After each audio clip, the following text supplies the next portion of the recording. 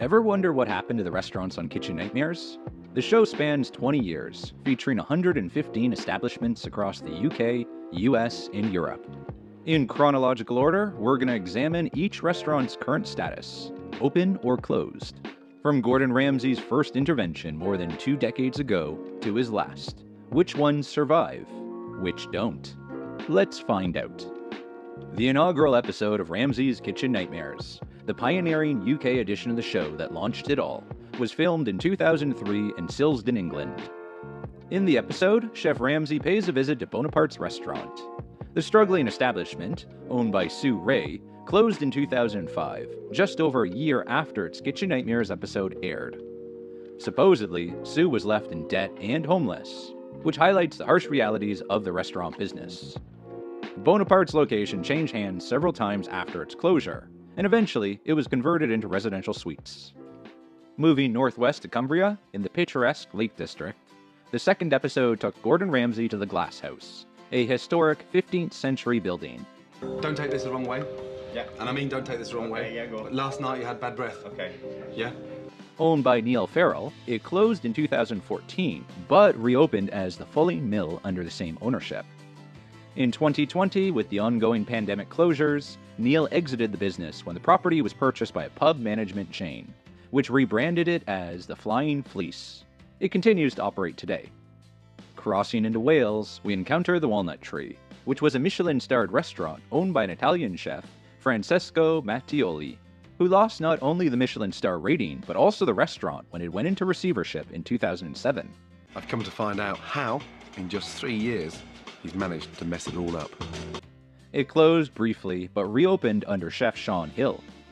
In a surprising turn of events, it re-earned the Michelin star in 2010, becoming a rare success story. It is still open today and continues to operate with rave reviews. Back in England, Gordon headed next to Moore Place.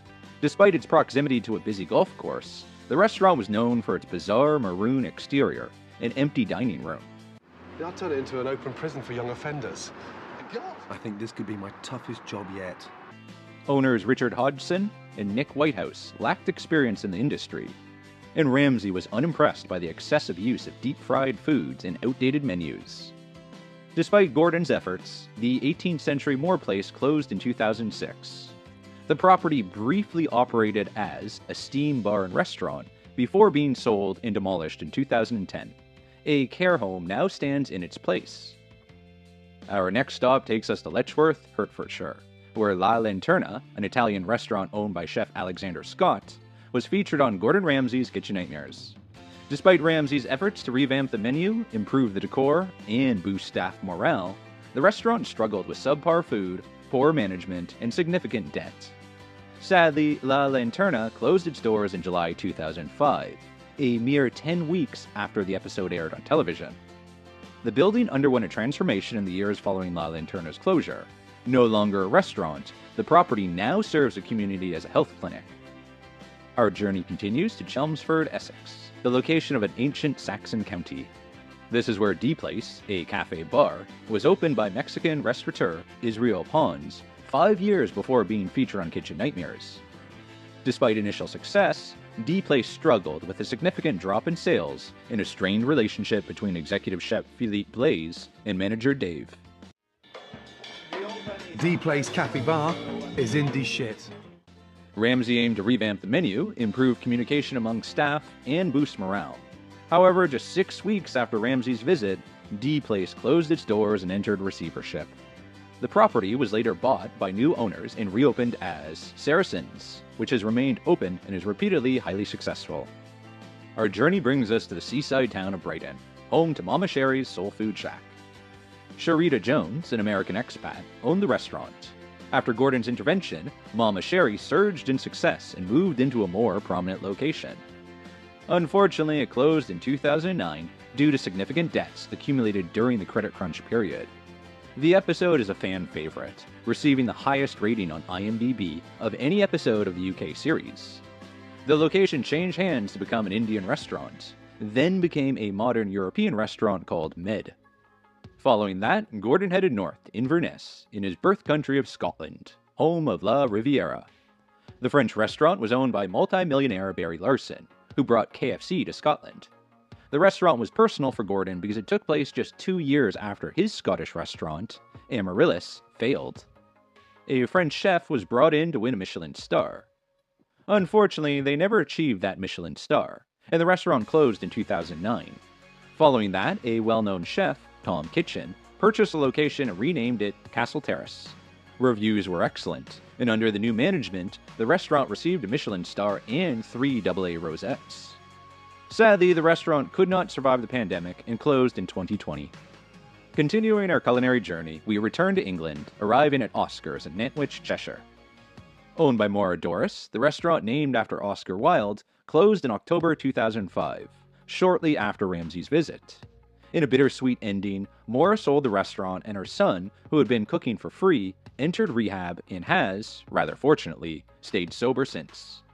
The former location of Oscar's is now a ladies-only gym called Gymophobic.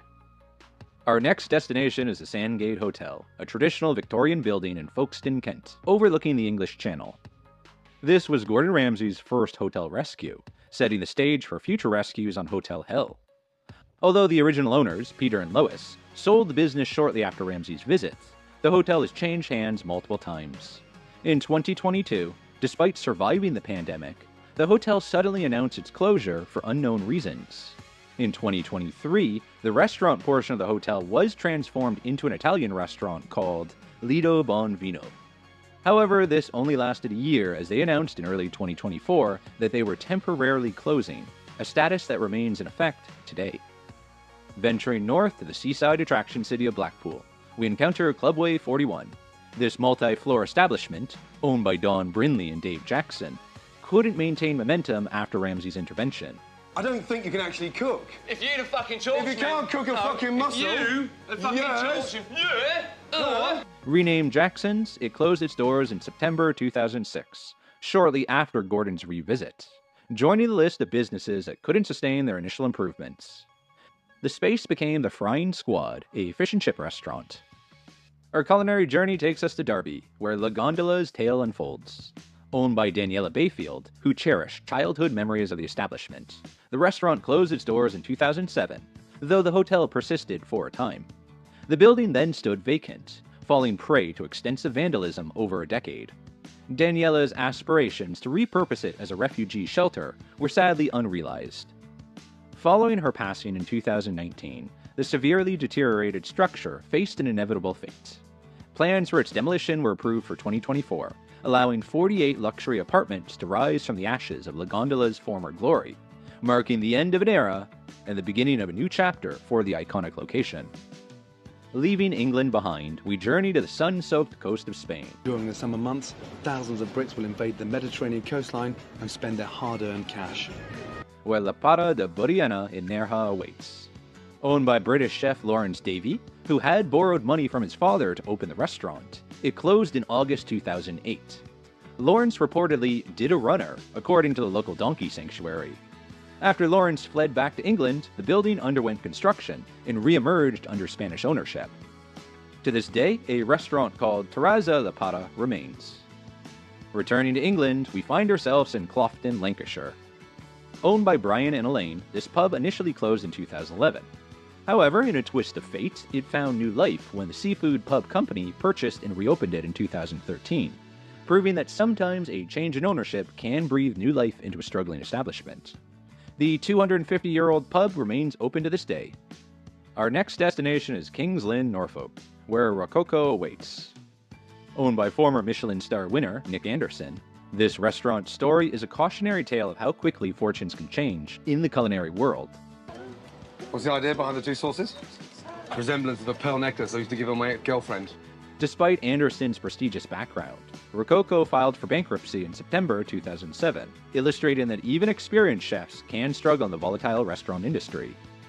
The building then became a restaurant named Market Bistro in 2010, although it closed in 2020, weeks before the pandemic restrictions began. The building underwent a renovation in 2023 by the new owners, who operate Mem, a Mediterranean restaurant. Continuing our journey, we arrive in Liverpool, where Morgan's Restaurant, owned by Sandy Morgan, closed its doors in November 2007. In an exciting twist of fate, Sandy returned to her previous career as an antiques dealer, reminding us that sometimes life after restaurant ownership can lead back to familiar paths. The building is now a French restaurant called Caveau. Our culinary tour takes us back to the seaside town of Brighton, this time to Ruby Tate's. Owned by former actor Alan Love, this restaurant was renamed Love's Fish Restaurant on Gordon's suggestion. Despite this, the place closed in January 2009 due to the local economic downturn, according to Alan in an interview he did. This closure is a stark reminder of how external economic factors can impact even the most passionate restaurateurs. The location is now an Indian restaurant named Pavel. Crossing the English Channel, we find ourselves in the romantic city of Paris for Ramsay's second trip outside the UK for an episode of Ramsay's Kitchen Nightmares. There he went to Piccolo Teatro, owned by Rachel McNally. This restaurant holds the dubious distinction of closing before Ramsay could return for a revisit. This rapid closure highlights the precarious nature of the restaurant business, where some establishments are beyond saving, even with expert intervention. The location has since become an Italian restaurant. Heading back to the United Kingdom from the continent, the subsequent establishment Gordon visited was an unusual one in Haywards Heath, West Sussex. The Priory was a carvery restaurant housed in a converted 19th century convent. Ramsay found numerous issues, including an outdated carvery concept, unhygienic kitchen conditions, and a reliance on discount vouchers that were causing financial losses. He transformed the restaurant into a grill, revamped the menu, and improved kitchen practices, leading to initial success. Still, despite Ramsay's best efforts, it closed in 2008, less than a year after its appearance on the show. After the Priory closed, the property was purchased by a property management company and was renovated to become a mixed-use building with offices and flats. Our journey takes us back to Wales, where we encounter the Fish and Anchor, a pub in Lampeter run by ex-boxer Mike and his wife Karen. The establishment's bright blue exterior initially caught Ramsay's eye. You can't miss that one, can you? Unfortunately, the Germans did. Setting the stage for a memorable episode. Fans of Kitchen Nightmares particularly enjoyed the dynamic between Mike and Karen, whose banter became a highlight of the show. You're supposed to work with me. I want you to work with working with you, you friggin' Yeah, but you... Despite Ramsay's interventions, the pub closed in 2008, briefly reopening under new management before shutting down again. Since then, the building has undergone multiple transformations, its exterior shifting from vibrant blue to white, then white with black trim, and finally setting on a beige hue. As of the latest update, the once lively Fish and Anchor stands empty, a silent reminder of its colorful past. Returning to England, Ramsay sets his heights on the Curry Lounge in Nottingham, a city renowned for its rich history, including the legendary Robin Hood and Nottingham Castle. Owned by Arfan Razak, aka Raz, the Curry House struggled with an overly complex menu. Post-Kitchen Nightmares, the Curry Lounge survived until 2015, when Raz sold the business. The restaurant closed in 2018, briefly reopening as another Indian eatery before transforming an Italian restaurant currently occupying the space. Heading to Titchfield in southern Hampshire, Gordon visited the granary. Owner Nigel Nadeau originally envisioned the space as a £2,000 a year private club. The fee was later scrapped due to a lack of long-term interest. This is how I run my fucking restaurant. It's not true. That's why you're in this shit, you fucking fat idiot. Don't call me fat. You are a twat. Despite some initial success. When Gordon arrived, he taught the staff how to use fresh, local ingredients to their advantage. When he revisited 6 weeks later, Ramsay was delighted to see local lamb on the menu. Things were going well for Nigel and the granary at that point. But 2 months after the episode aired, an arson attack on the building caused significant damage. As a result of the fire damage, Nigel had no choice but to close the granary for good in 2008. The fire-damaged building was later auctioned off. It is now the headquarters of a local IT service provider. As Ramsay wrapped up his UK restaurant rescues, he set his sights on an even larger challenge: America. In September 2007, the first US episode of Kitchen Nightmares aired, kicking off a new chapter in Ramsay's TV career. We started in Babylon, New York, at Peter's Italian restaurant. Tina Pellegrino owned it, and her brother Peter, who had a short temper, was the host. I hate you, scumbag! Get it, tough guy! Come on, stop! Get the fuck out of here! Even though Ramsay tried to help, the restaurant shut down in December 2008, just a year after he visited. Now, the old Peter's Italian restaurant building is a place called the Post Office Cafe. Venturing into the heart of Manhattan, we encounter Dylan's, a restaurant later renamed Purnima. Owned by Muhammad Islam, this establishment's story took an unexpected turn when the manager attempted to sue Ramsay for millions after its closure in 2009. Talk about a recipe for controversy. After Purnima's closure, the location transformed into a comedy club, before becoming the Grizzly Pear, a bar and comedy club that thrives today, showcasing how spaces can find new life after the cameras drop. We head next to the charming town of Belmore, nestled on the south shore of Long Island. Here we encounter the Mixing Bowl, a restaurant that once stood as a testament to the challenges faced by many family-owned eateries. Owned by Billy and Lisa Galletti, this establishment served its last meal in January 2009, after a brief shutdown and reopening for the show. Over the next decade, the location changed hands 4 times, eventually becoming Anthony's Kitchen and Cocktails in 2020, which remains today. Our culinary journey continues as we travel 20 miles east along the picturesque southern shore of Long Island, bringing us to the coastal town of Islip, New York. Here, we encounter Seascape, a seafood restaurant that once stood as a local landmark. Owned by Peter and his mother Irene, This is you walking. Running around like a fucking baby rhinoceros trying to have a shit. this establishment's fate turned unexpectedly in the summer of 2007, when they received an offer too tempting to refuse. Interestingly, Seascape had already closed its doors when its Kitchen Nightmares episode aired in October. Since then, the location had changed hands several times, eventually becoming J&R Steakhouse, which continues to serve the community today.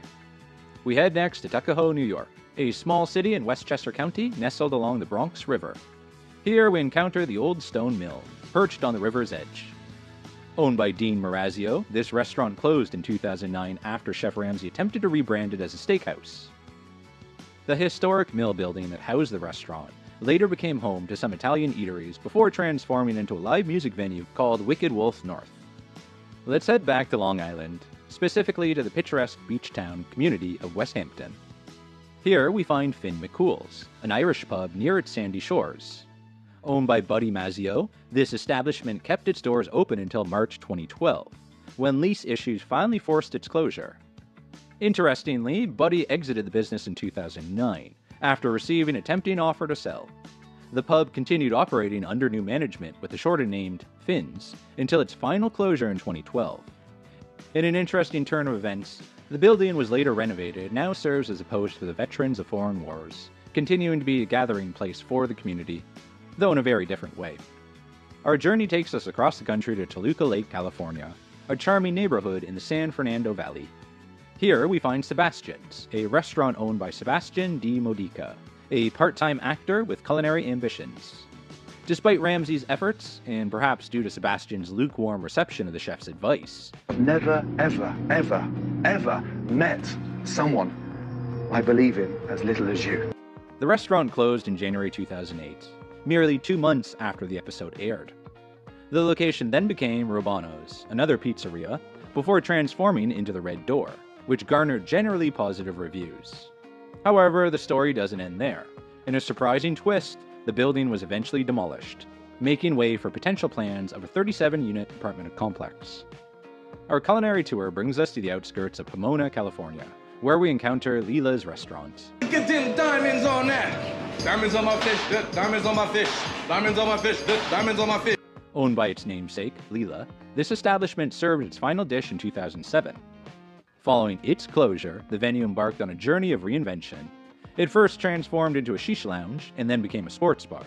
In an interesting full-circle moment, the space eventually returned to its roots as a music venue, a nod to its 1990s heritage when up-and-coming acts like Beck, though not as the headliner, graced its stage.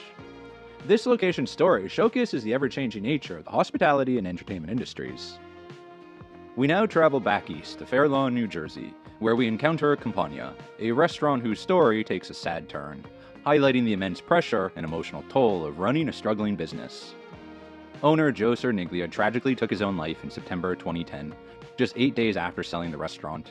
This devastating event sent shockwaves through the local community and the restaurant industry. Following this heartbreaking occurrence, Campagna continued briefly under new management. In 2011, the location transformed into Sage Restaurant, which continues to serve the Fair Lawn community today, standing as a testament to renewal in the face of tragedy.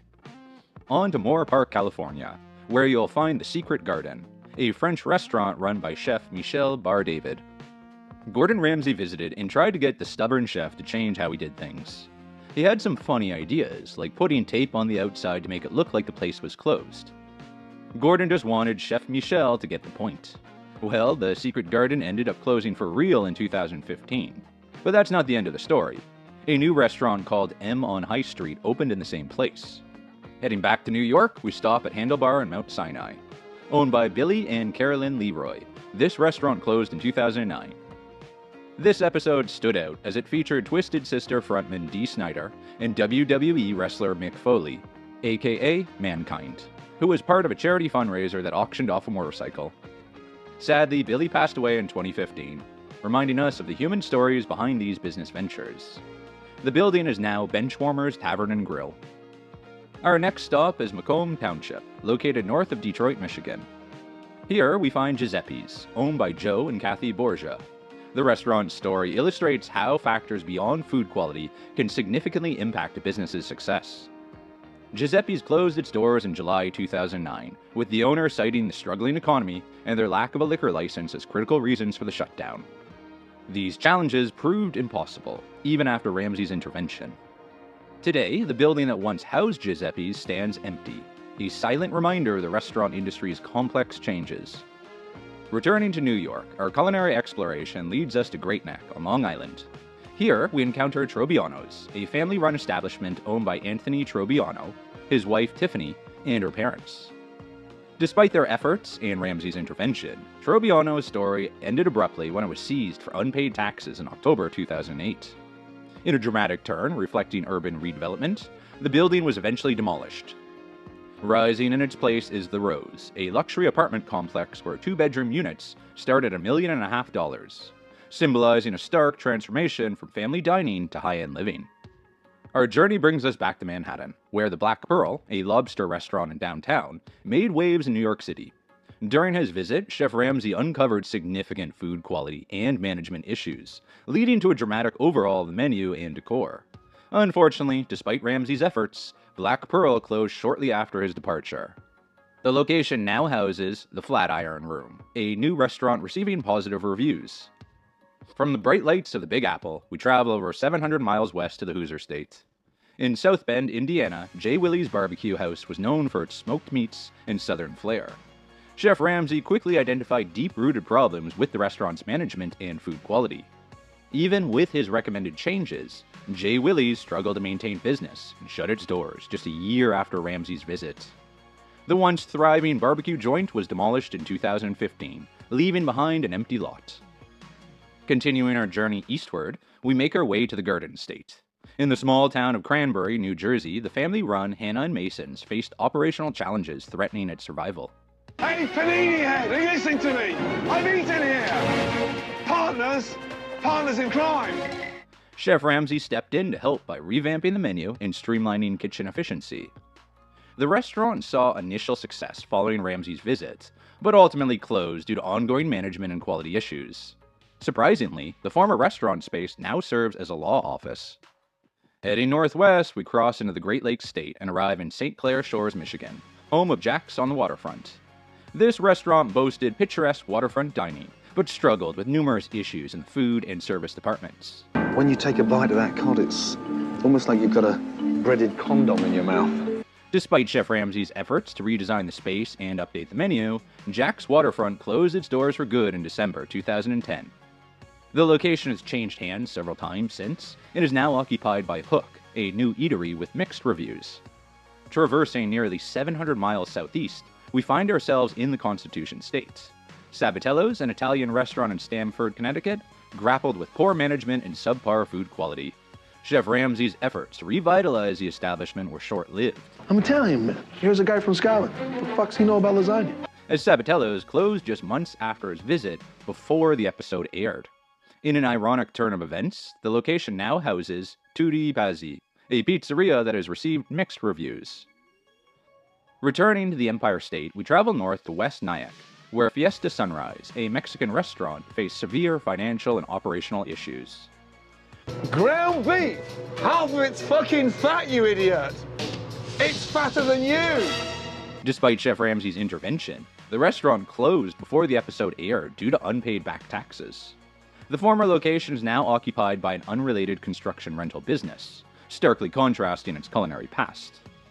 Our culinary odyssey takes us to the West Coast, where Santa La Brea, a Mediterranean restaurant in Los Angeles, California, struggled with poor management and food quality. There you go, buddy. First of all, I'm so glad the dog ate, because I thought if the dog doesn't eat this burger, we're... Chef Ramsay's visit changed the menu and decor, initially leading to improved business. However, the restaurant closed shortly after that and was replaced by Wursthaus, a German restaurant. Venturing over 1,700 miles east, we arrive in the Prairie State. Cafe 36 faced various operational issues when Chef Ramsay arrived. Pinto. Pinto. Pinto. Executive chef, certified dick. Despite some improvements, the restaurant closed just a few months after the episode aired, attributing its failure to the economic downturn. Empanadas, a testament to the ever-changing nature of the restaurant industry, now occupies the former location. Crossing the Atlantic, we find ourselves in the United Kingdom, where the Dovecote Bistro faced significant challenges that required Chef Ramsay's intervention. They're vacuum-packed, the lamb shanks, and they don't have to be kept refrigerated. Holy f... Following Ramsay's visit, the restaurant made some improvements, but closed shortly after. The property has since been taken over by Graylene's, a fish and chip shop. Returning stateside, we head to the city of brotherly love. Hot Potato Cafe in Philadelphia, Pennsylvania suffered from mismanagement and quality issues before Chef Ramsay's visit. Chef Ramsay today has definitely ignited a passion inside of me, my passion for cooking. Despite his efforts, the restaurant closed shortly after, and the location is now occupied by Lloyd Whiskey Bar, which has received better reviews than its predecessor. Traveling just 60 miles northeast, we arrive in the Garden State again. Flamingos is a Florida-style restaurant in White House Station, New Jersey. Florida-mangoes. Flamingos. Chef Ramsay's visit aimed to revitalize the restaurant, but it closed shortly after despite initial improvements. The building, which is from 1845, has since been taken over by The Rail at Reddington, a train-themed restaurant. A short journey across the state brings us to Ridgewood, New Jersey, where Bazzini struggled with poor management and food quality before Chef Ramsay's intervention. You smell good. Sharon, are you hitting on me? No, I'm not. Gordon is adorable. Despite the changes made during his visit, Bazzini closed shortly after the episode aired. The old location is now home to Lisa's Mediterranean cuisine, which customers have received well. Returning to the Empire State, we find ourselves in Brooklyn, where Mojito, a Cuban restaurant, faced significant operational challenges. They will fight in front of customers, pick up the food on time. It gets ugly. Chef Ramsay's visit improved the menu and overall operations, providing a short-lived boost in business. Unfortunately, Mojito closed in March 2016, and the space has since been taken over by a French bakery, Le Petit Monstre. Making our way to the West Coast once more, we land in the picturesque coastal city of Manhattan Beach, California. Lido di Manhattan, an Italian restaurant, welcomed Chef Ramsay, who implemented vital menu and decor improvements. Watching me? Come on. Hey, come on. No, come on. These changes helped owner Lisa Hemmett significantly boost business, and as of 2024, Lido di Manhattan Beach remains open, making it one of the more successful transformations from the show. Venturing to the Sunshine State, we arrive in Lighthouse Point, Florida, where Le Bistro faced severe management and food quality issues before Chef Ramsay's visit. The last thing I want to do is go and work for some idiot somewhere else. I hate idiots.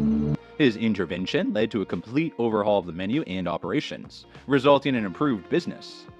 As of 2024, the bistro is still open and thriving, marking it as another success story from Kitchen Nightmares. Heading west, we find ourselves in Lancaster, California, where Casa Roma struggled with poor food quality and management. It was a bad f***ing day, pal. A bad day? Yeah, shit happens. Just relax, take a chill pill, reload, and do it again. Despite some initial improvements following Chef Ramsay's visit, the restaurant eventually closed in 2017.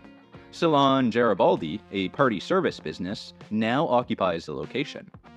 Just 50 miles south, in Newbury Park, California, Mama Rita's Mexican Cantina faced significant debt and management issues. Here's the thing. Honestly, chimichanga, chuck it in the bin. Although Chef Ramsay's intervention brought temporary improvements, the restaurant closed in December 2010. The space is now home to the local table, serving a slightly different cuisine.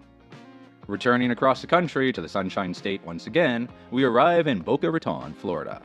In a Vincenzo's, an Italian restaurant struggled with poor management and food quality. The decoration with the cucumber. Everybody loves that salad. Who's everybody? The restaurant's empty. Despite Chef Ramsay's efforts, the restaurant closed just a month after the episode aired. The location is now home to Arun's Indian Kitchen, which has received positive reviews. A short trip south brings us to Miami, Florida, where Fleming faced severe operational issues before Chef Ramsay's visit. His intervention brought temporary improvements. Is that the duck? Yes. I'm so sorry. I'll explain in 2 seconds. Do excuse me. But the Danish restaurant closed soon after the episode aired. A new business now occupies the space, although the details are unclear. Returning to the West Coast, we land in Thousand Oaks, California. Sushiko, a Japanese restaurant, struggled with management and food quality issues. We reuse them sometimes. I wash the steak and everything is clean. What's the program? Despite Chef Ramsay's efforts, the restaurant closed shortly after the episode aired. Heading east, we find ourselves in Harrison, New Jersey, where the Spanish Pavilion faced significant challenges before Ramsay's visit. Is he dead? No, I think they're just sleeping. We keep a good eye on this. He's fucked. Dead. A dead lobster. His intervention improved business, and, as of 2024, the Spanish Pavilion remains open and continues to serve customers. And the freshest thing in this kitchen is that pigeon flying around. And he's lucky he's still alive. Making it one of the more successful transformations from the show. We travel north to Long Island and arrive in West Babylon, New York.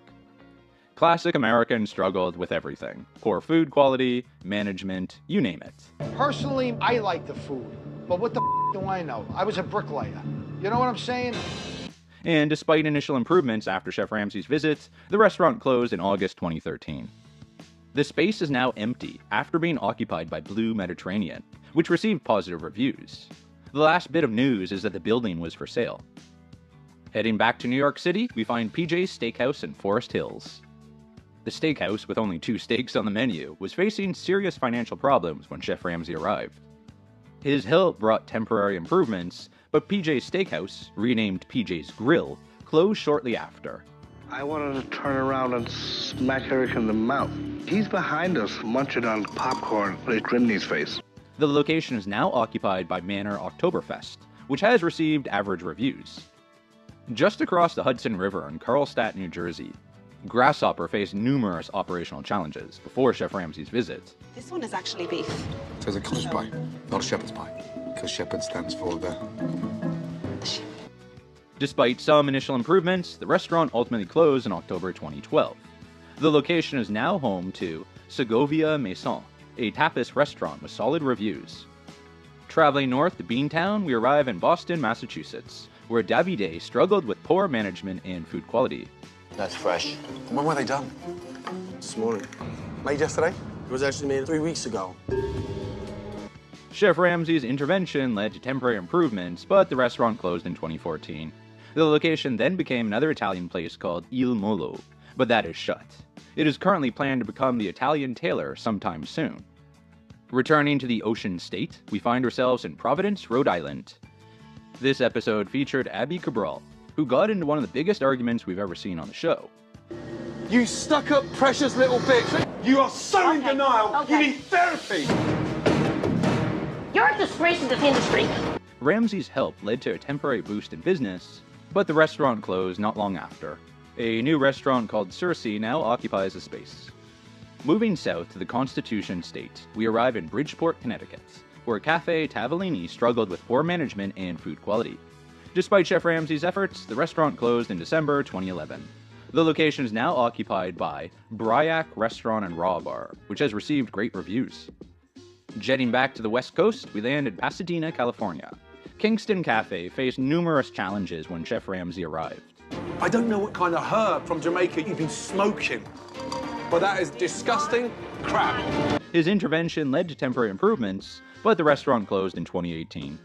A restaurant no longer occupies the space. Dr. Morris continues to use the building for her medical practice. Just a few miles west, La Frite struggled with poor management and food quality in Sherman Oaks, California. Despite Chef Ramsay's help, the restaurant eventually closed not long after. The space is currently sitting empty after it became an Italian restaurant for a few years. Heading to Eagle Rock, California, we find Capri, an Italian restaurant owned by twins Jeff and Jim. The restaurant lasted for almost a decade after Chef Ramsay's visit, but ultimately had to close as the twins weren't making any money.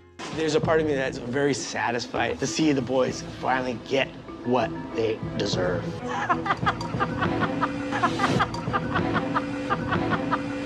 The location is now occupied by Capri Club, a new restaurant that takes the theme back to its 60s roots.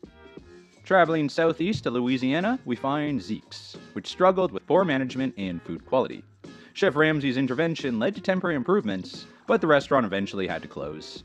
The space is now Porter and Luke's. Just a short drive away, Oceana in New Orleans caught the eye of Chef Ramsay. The restaurant continues to operate today under the original management. Heading north to the Garden State again, we arrive in Plainfield, New Jersey, where Blackberry faced significant challenges before Chef Ramsay's visit. In Jesus' name. In Jesus' name, you are blessed. We rebuke the spirit of the devil. You are prayed over. Despite his best efforts, the restaurant closed in March 2013. A Mexican bakery now occupies the location. Traveling just 20 miles north, we find ourselves in Montclair, New Jersey. Leonie's faced operational issues before Chef Ramsay's visit. His intervention led to a significant boost in business, and as of 2024, Leonie's remains open and continues to serve customers. Heading down to the Jersey Shore, we arrive in Oakhurst, New Jersey, where Mike and Nellie's struggled with poor management and food quality. Despite Chef Ramsay's best efforts, the restaurant closed in January 2012. The space is now occupied by Posalipo, an Italian restaurant. Jetting back to the West Coast, we land in Anaheim, California. Luigi's faced significant challenges before Chef Ramsay's visit. Grace, listen to me. And despite some initial improvements, the restaurant eventually closed. The original location in Anaheim closed in 2017 and now sits empty. Luigi and Grace reopened Luigi's in Fullerton, California, which remains open to this day. Heading north to the City of Angels, we arrive in Los Angeles, where Burger Kitchen faced severe food, operational, management issues, you name it. I got a sizable inheritance from my grandfather, and my dad took $250,000 of my money to put it into this restaurant. But my dad is not running Burger Kitchen well. One of the most popular restaurants featured on the show, it unfortunately closed not long after the episodes aired. The space is now a Greek restaurant. Speaking of Greek restaurants, traveling up the coast, we find ourselves in Ventura, California. Greek at the harbor struggled with poor management and food quality. Chef Ramsay's help led to significant improvements.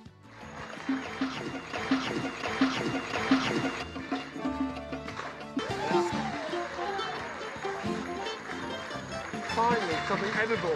The restaurant is still open today. Heading east to the Peach State, we arrive in College Park, Georgia, where Michon's, a southern barbecue joint, faced food quality issues as they pre-made most of the food days in advance. Is there anything today that I ate that wasn't microwaved? The salad. You fucking donut. Of course you don't put fucking salad. Despite initial improvements, the restaurant eventually closed. The space is now occupied by an Ethiopian restaurant called Bull. Traveling west to the Lone Star State, we find ourselves in Austin, Texas. El Greco struggled with poor management, food quality, and a whole host of other issues. Chef Mike, you've been so busy. It's time that you took a little vacation. Later, Chef Mike. And despite Chef Ramsay's efforts, the restaurant eventually closed. The space is now occupied by a sandwich shop called Sheba's. Heading back to the Peach State, we arrive in Atlanta, Georgia, where the owner of Park's Edge had pissed off the entire neighborhood with some of the comments he had made. Seriously? Why throw my lemons like that for? Why are you taking my product? They're molding you. Hey, look. Unfortunately, the restaurant was not able to be turned around. It is now occupied by a different business. Jetting back, we land in Fremont, California. Spin a Yarn faced financial difficulties due partly to a costly renovation, which left owner Saki and his wife Jennifer in a tough position. Fresh frozen out of the can. With Ramsay's help, they were able to turn the business around, and as of today, Spin a Yarn remains open and continues to serve customers. 350 miles south, Charlie's struggled with poor management and food quality in Laverne, California. Toasted ravioli? Really? Yeah, sounds like the owners are toast. Even with Chef Ramsay's help, the restaurant closed in July 2012. The space is now occupied by Cafe X2O. Heading east to Charm City, we arrive in Baltimore, Maryland, where Cafe Hun faced significant challenges before Ramsay's visit. Debbie, please. Denise, you're a rude bitch. The owner trademarked the word Hun, which angered many in the community because it's a common term used locally. The owner apologized for this, and a restaurant had success for many years after. The restaurant eventually closed, though, in April 2022. The space is currently vacant. Traveling north to the city of brotherly love once more, we find ourselves in Philadelphia, Pennsylvania. Chiarelli's struggled with poor management and food quality. So basically what he's saying is that your food isn't horrible. You're right. I didn't say the food was horrible. I said it was disgusting. The restaurant closed in June 2015.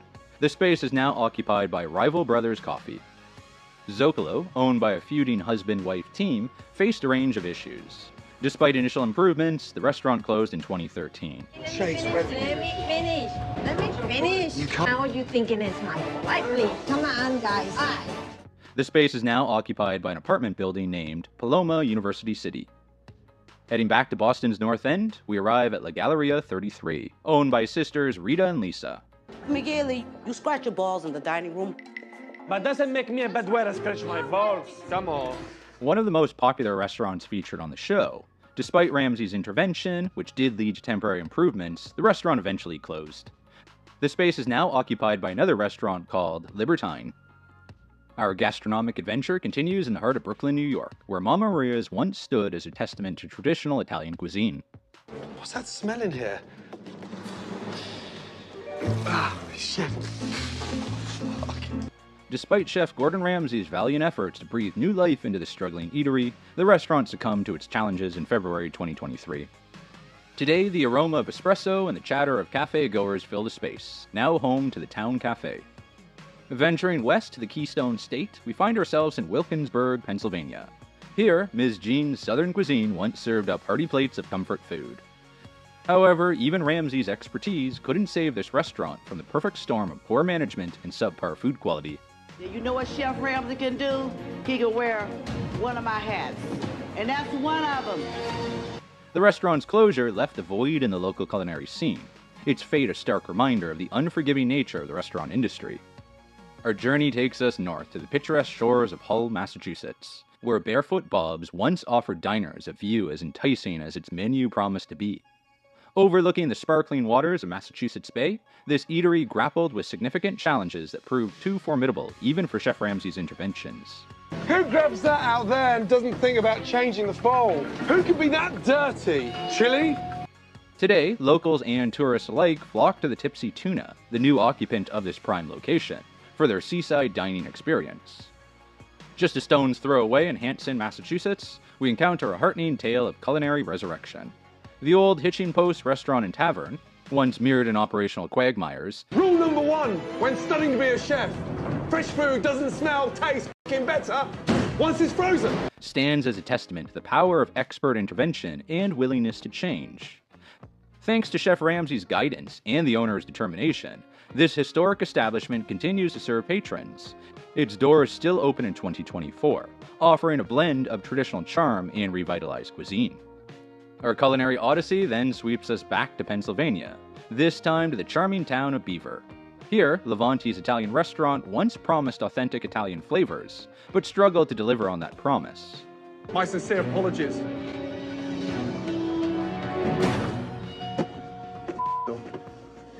Despite Chef Ramsay's best efforts to revive this failing eatery, Levante served its last plate in 2013.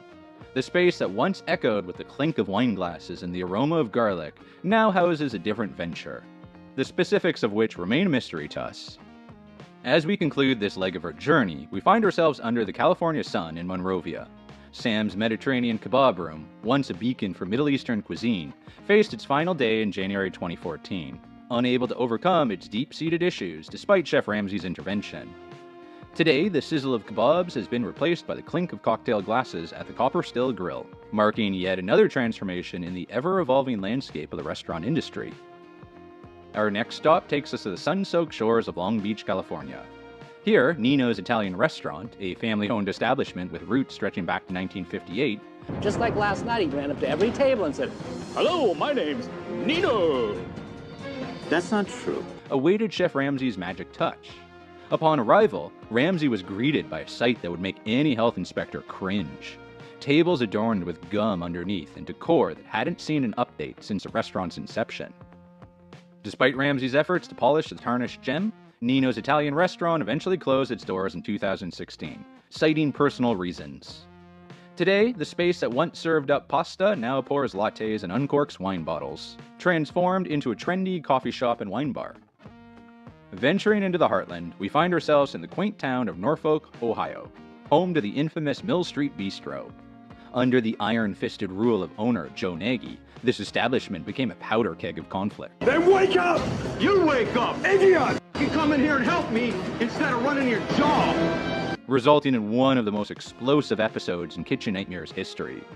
Ramsay's visit exposed a litany of issues, from questionable food quality to management practices that would make most restaurateurs blush. Despite a brief rebrand as Maple City Tavern, the restaurant couldn't escape its troubled past and shuttered in 2015. Today, sports fans and steak lovers converge at the Press Box, the new occupant of this once turbulent space. Our journey now takes us to the misty shores of Seattle, where we encounter a Greek tragedy of culinary proportions. I love moussaka, but that is miles off. Moussaka. Moussak. Yanni's, a family-owned Greek restaurant, was drowning in a sea of outdated practices and familial discord. Chef Ramsay's intervention was nothing short of Herculean, as he worked to modernize the menu, refresh the decor, and mend family rifts. Unlike many of its Kitchen Nightmares peers, Yanni's story has a happy ending. As of today, the restaurant continues to thrive, serving up delicious Greek cuisine to satisfied patrons. A short trip brings us to Everett, Washington, home of the quirky Prohibition Grill. This establishment, which attempted to blend fine dining with belly dancing, was a recipe for disaster. Ramsay's visit was a crash course in Restaurant Management 101, complete with a menu overhaul and a stern lesson in prioritizing food over floor shows. I didn't realize that soup of the day meant a fresh soup every day. I'm not that stupid, it's just that's what I understood that meant. Despite initial improvements, Prohibition Grill did its last dance in 2017. The space now houses the Prohibition Gastropub, maintaining a nod to its predecessor while charting a new culinary course. From the Pacific Northwest, we journey to the heart of country music, Nashville, Tennessee. Here, Chappie's attempted to bring a taste of New Orleans to Music City. However, under the leadership of John Chappie Chapman, the restaurant hit more sour notes than sweet. It looks like Chappie took a crappie in my gumbo. Ramsay's visit exposed a ton of issues, from food quality that was anything but jazzy to management practices that were off-key. Despite Ramsay's best efforts to orchestrate a turnaround, Chappie's closed its doors in 2013, making way for a new establishment to take center stage. Our culinary road trip takes a dramatic turn as we arrive in Scottsdale, Arizona, home to what many consider the most infamous episode in Kitchen Nightmares history, Amy's Baking Company. I speak feline. Meow, meow, meow, meow, meow. Run by the volatile duo Amy and Sammy Buzaglo, was less a restaurant and more a battlefield. No, don't. With me. Yeah, I will with you. Yeah. Who the fuck you think you are?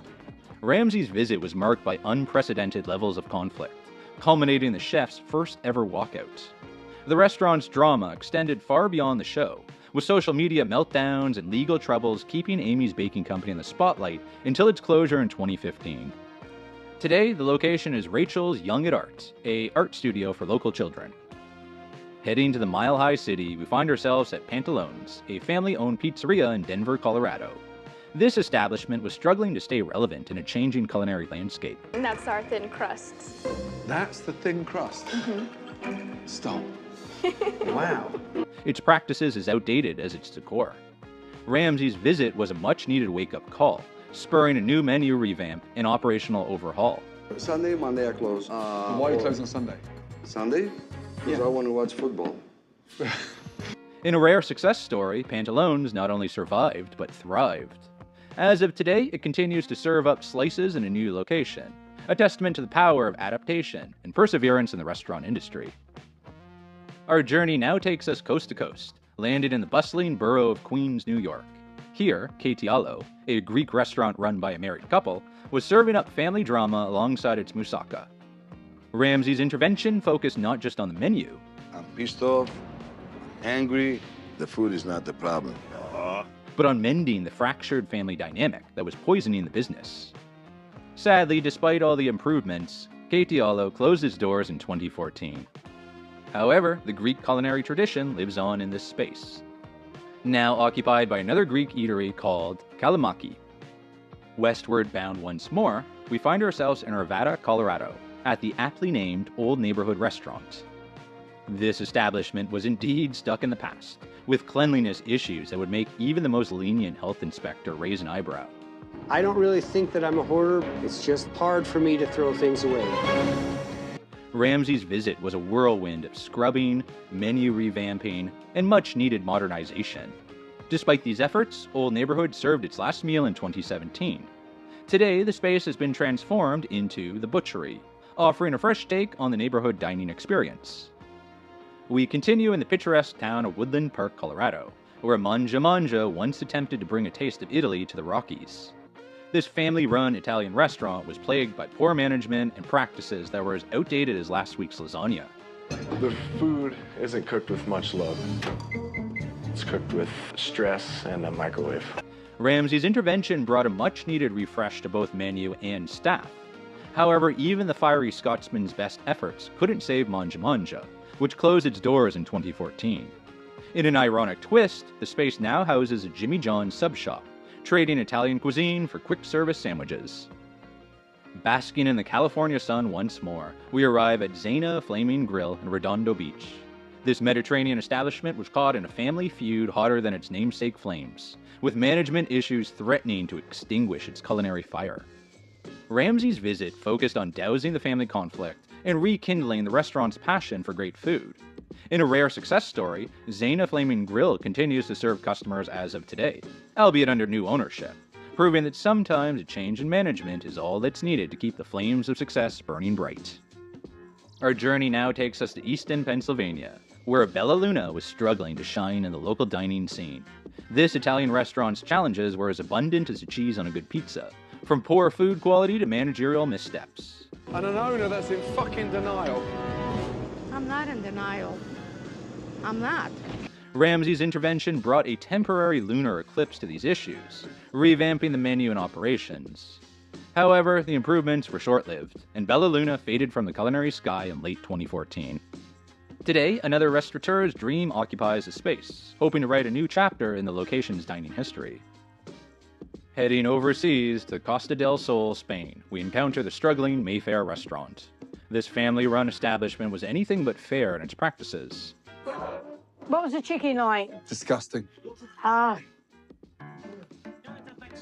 Serving up a menu of challenges that would make even the most seasoned restaurateur balk. Ramsay's visit aimed to bring a touch of culinary spring to this perpetual location. Despite initial signs of improvement and rebranding as Jack's Chicken Shack, Mayfair Restaurant eventually shuttered its doors, unable to fully bloom in the competitive restaurant landscape. The space now houses a local cafe.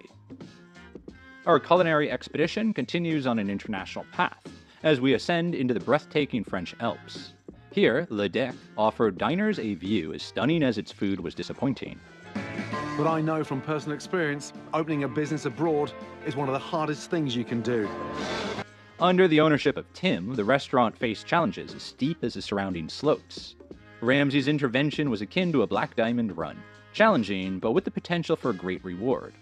Unfortunately, Le Deck couldn't maintain its balance and eventually closed its doors. Today, another establishment occupies its prime alpine real estate, hopefully offering cuisine that matches the majestic surroundings. Continuing our Euro trip, we find ourselves in the sun-drenched town of Gossin, Spain. La Granada de Vino, a tapas restaurant, was struggling to capture the essence of Spanish cuisine, much less the hearts of locals and tourists alike. Ramsay's visit was a crash course in Spanish Cuisine 101, aiming to infuse authenticity and passion into every dish. Despite these efforts, the Granada de Vino couldn't maintain its flavor and closed down. The space now houses another business, the nature of which remains as mysterious as the secret to a perfect paella. Our Spanish adventure continues as we head to the glittering Costa del Sol, where Cuelcutis was failing to bring the heat to the already sizzling coastline. They set up a business for the kids to run. Unfortunately, sounds like the kids are running the business into the ground.